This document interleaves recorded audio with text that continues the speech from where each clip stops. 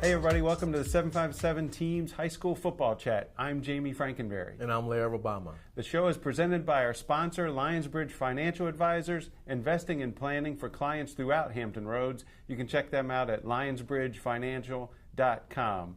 Well, Larry, we've waited for this week for a while now to see the big showdown in Chesapeake. But first, a little bit of a cliffhanger. We'll talk about that after the break. We're going to go back and talk about last week's games.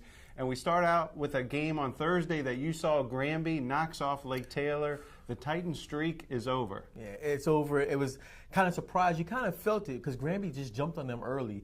Gained momentum, kept going. Lake Taylor tried to fight back, and the Comets hung on. And it was a great game for Granby, and it's going to really help them now as they get ready for trying to make that playoff push. It could give them some confidence. And then Lake Taylor's got to be thinking, what's going on? I mean, the streak is over. We'll see what happens now with Lake Taylor. Steve Hank Sawyer, the coach over there at Lake Taylor, can turn that team around and get them going again as we get ready closer to the playoffs. Yeah, that's the first back-to-back losses by Lake Taylor since 2004. Yeah. And you talked about Granby. You know, Granby's 4-2. They're in a really good position for the playoffs, so we'll see if they can keep it up. Also last week, another team that's in Class 6 like Granby, but this team is on top of Class 6, and that's Landstown. A gutsy call by Tommy Riemann goes for two-point conversion. They win the game 15-14, and the Eagles keep rolling. The thing about that is a play like that, to make a gutsy play like that, you don't know what it's going to do for the rest of the season. It shows that coach believed in them, that they could do it. They do it, and now the confidence. Who knows what the Eagles are going to do in the playoff time? So right now, Tommy Riemann's got them rolling right now. It's fun to see. It's exciting to see. Yeah, sure. Landstown's number one in Class 6, in Class 6A, so they're on top. You know, it's the first time the Eagles are 7-0 since a guy named Percy Harvin played for them. We've kind of heard of him. That year, they went all the way to the state championship game, lost in the state championship game, so we'll see how it turns out this year. Also in Class 6, Cox is on a roll. They knock off Kellum. They had a big lead, and then Carson DiNardo boots a 22-yard game-winning field goal with 2.6 seconds left. And Tavion Robinson keeps scoring touchdowns. And Cox has really turned it on since that loss to Bayside. They really have. And when you have a player like Tavion Robinson who can do for your offense, do it on defense, special teams, it keeps you in the game, and it keeps them excited as well. So right now they're building off of what he's able to give them. And we'll see what happens with the Falcons as we get close to the playoffs as well. Yeah, Tavion Robinson has scored every which way. Yeah. He has a school record 3 pick sixes this season. That's a school record. And Cox keeps rolling. Kellum really had it in their hands and kind of lost it. They came back all the way, tied the game at 35. But again, Carson DiNardo kicks a big 22-yard field goal to win it. Now, another touchdown machine in the Beach. Princess Anne, they beat Kempsville 41-21, and Daryl Jones just keeps scoring touchdowns. He has 8 touchdowns in the last 2 weeks. He had 4 last week against Kempsville. Daryl Jones is scoring a lot. And the thing about it, I remember beginning of the season when I was doing the rankings for the top seniors coming in, and his name was down there to 10. And then the more and more I kept talking to other coaches, it kept rising and rising and rising. I'm glad I listened to him because now he's showing why he's one of the top players in the area. Yeah, he's committed to Maryland. Where do you think he's going to play for the Terrapins? Wherever he wants. No, I'm probably on offense. I mean, he's showing what he can do on offense right now. So, you know, you need that kind of firepower, and he shows his speed. He's got everything to be able to go with it, with the touchdowns he scored. So we'll see. We don't know how Chris Beatty and that crew up there is going to use him. Yeah, Beatty, the former Landstown coach, is now an assistant at Maryland. He's done a lot of recruiting down here. He gets Daryl Jones, who looks like a good one. We'll see how he does. So we're going to take a quick break, and we come back after a word from our sponsor. We're going to talk about the big game in Chesapeake this week. You embody dedication, sacrifice, and commitment. You are an elite athlete. You know the difference superior coaching makes. Lionsbridge Financial Advisors is here to be your financial coach. We'll help you pack for your athletic journey by gathering a complete picture of where you are and where you want to go, and by working with other trusted professionals on your behalf. Okay, everybody, welcome back, and now it is time. First, we'll start off with this week's Twitter poll question. When do you think Oscar Smith's Southeastern District winning streak, currently at 96, will end? We had almost 1,400 people respond. A lot of them had some very passionate responses. 32% said this week against Deep Creek. 15% said next week against Indian River. 10% said the season finale against Kings Fork. but 43%, and you can probably lump us into that 43%. Definitely. Next season, maybe. So, Larry, what do you think about this 96-game winning streak for Oscar Smith? It's amazing. When you think back how many years it's encompassed, how many victories, how many blowouts, the nail biters, the different coaches who have done it, the different players. It's amazing. I've been covering high school sports for a long time. I've never seen something like this. Yeah, 96. We've asked around, in some parts of the state, there's a 50-game winning streak that ended recently. I think that was over in Salem. A team in Richmond has won about 60, but nobody, it seems, has come close to 96.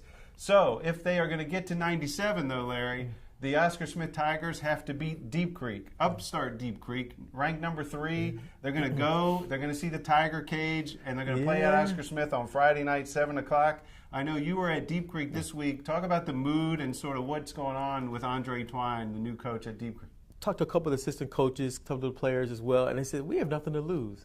And to go into that game with that kind of mindset will help you relieve the stress, relieve the pressure, because they have nothing to lose. They have nothing to prove. They're just going in there. They're supposed to lose. But if they come in there and play well and can be in the game late like they did against Indian River and pull out the game, hey, they're looking like the champs that everybody thought they could be. But right now, they have nothing to lose. And what Andre Twine has done over there, making the players believe that they can win. He's got them that whole mindset change right now, and they believe in the process as well. And I think that's key. And he's put together a good coaching staff, and he's got the players who believe in him and believe, hey, run through that wall. They don't say, why. They just say, how many times you need me to do it? And so right now, he's got that team believing. I think that's the biggest factor, having those guys believe. Yeah, there are going to be some Great Bridge fans who are disappointed to hear this, but Andre Twine interviewed for the Great Bridge job. He did not get that job. Right. He ends up at Deep Creek, and he brought along a former Oscar Smith assistant named Phil Twine. I know you talked to Phil this week. That's Andre's father. What did Phil have to say? He's excited as well. When the job came up for his son,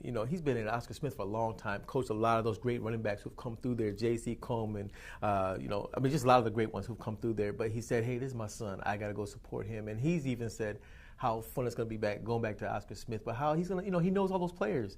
And now they're coming there, the Twines are coming there to see what they can do, and everybody's excited, both on the Oscar Smith side as well as the Deep Creek side. On top of that, many of the top players at Oscar Smith went to Indian River Middle School when Twine was a coach over there. So it's got a lot of little things that are going with it. It's going to be interesting storylines going on for this game. Yeah, Friday night we're expecting a huge crowd at Oscar Smith. And Oscar Smith, they beat Nansemond River last week 38-7. I know you were there. They were a little disappointed. They didn't get those Krispy Kreme donuts. They had 3 straight shutouts, but ended up losing that shutout against Nansemond River. But what did you see in that defense on Friday night? When they gave up the play, it was kind of almost like a fluke play. It was at the end of the time. Oscar Smith had a chance to be able to run the clock out, and they didn't. And Oscar Smith coach Scott Johnson said he wished he would have just did that, and he didn't. Intercepted happened, brought it close to brought it close to Oscar Smith's territory, and they ended up scoring. But the players were really upset. A lot of them were yelling and screaming at each other, saying, why did we let this happen? But as one of the players told me, hey, look, now it's time to start another streak. Deep Creek's coming in there, so we'll see. But they really had a lot of pride in their streak. They feel like they've worked hard. Coach Joe Jones has done a great job with that defense, and I think they're going to continue to roll. Yeah, I think it's a big it's a big game on Friday. One big factor in that game is going to be whether Deep Creek quarterback Tayshawn Jones plays. He missed last week's game against Lakeland. What do you know about Tayshawn Jones this week? I was at practice. He was throwing the ball. He wasn't actually practicing, but he was throwing the ball. Right now, it's kind of like have to wait and see type thing. Here we are now, this late in the week, so we'll have to see. But Michael Urey did well for them. He brought him back during that comeback against Indian River. So if they have to do that, they'll have to do what they have to do. But right now, I don't know. Who knows if he's going to play or not? Yeah, Jones was injured in that game against Indian River, so he missed last week. It's going to be a tough environment for Deep Creek. Yes. Do you think they can keep it close? Can they pull off the upset? I don't think they can pull up the upset just because Oscar Smith's been there, done that through those big games. Deep Creek is coming along. They're getting the experience right now. But I think they can keep it close. I think if their defense can play well, they don't have as many players as Oscar Smith, but they've been playing well all season. They believe in Coach Twine. Whatever he says, they believe it. And so I think they're going to keep it close. Yeah, we've talked about the big environment at Oscar Smith. Deep Creek played in that big environment against Indian River. They beat Indian River. They were down at halftime and came back. So we'll see how they do with the hoopla, the Tiger Cage, and all kinds of fans there. We're expecting a huge crowd, so we'll be there on Friday night. There are other games Friday night in Southampton Roads. Norcom at Lake Taylor. I don't know if you want to say it's a must-win for Lake Taylor, but it would really help them in the playoff race. Norcom's undefeated. What do you think about this one? Norcom has not beaten Lake Taylor since 2010. So they look at that. I think that's one of the things that the hurdle they have to get over. They win that one, and they're looking good for the Eastern District title. But they need that one more victory to say, hey, yeah, we beat the best of the best. Let's keep it rolling. So we'll see what Larry Archie, coach over there at Norcom, can do and get them playing. They've been thinking about this game for a while now. Now they got to prove that they are the team that can be beat. Yeah, they'll have to win on the road at Lake Taylor on Friday night. Also on Friday, out in Suffolk, a big battle in the Southeastern District. Indian River is at Kings Fork. This one could be a shootout. Kings Fork's really put up some big numbers. What do you expect in this one? I think it's going to be a defensive battle. Neither team has really given up a lot of points. Kings Fork has outscored their opponents 242-57. Indian River 217-44. Kings Fork hasn't allowed a 100-yard rusher. They're really doing really well on the defensive side. Indian River, they haven't given up many points either, including they have 3 shutouts. So it's going to be, I think, a defensive battle. What it's going to come down to on the offense? Who can come through for both Kings Fork as well as for Indian River? But I think it's going to be a good game, low scoring. Yeah, Kings Fork running back Darren Butts has almost 1,000 yards. Quarterback Justin German is hitting Sherrod Joe like crazy. So those guys have really played well, but they're going to get a test against Indian River's defense, I think, on Friday night. So, that does it for the show. Thanks a lot for joining us. And once again, the show was presented by our sponsor, Lionsbridge Financial Advisors. Check them out at lionsbridgefinancial.com. Don't forget to go to 757teams.com. You'll see our predictions and capsules on this week's games and follow along with the games on Friday night. Sign up for the newsletter at 757teams.com. Until next time, thanks for joining us.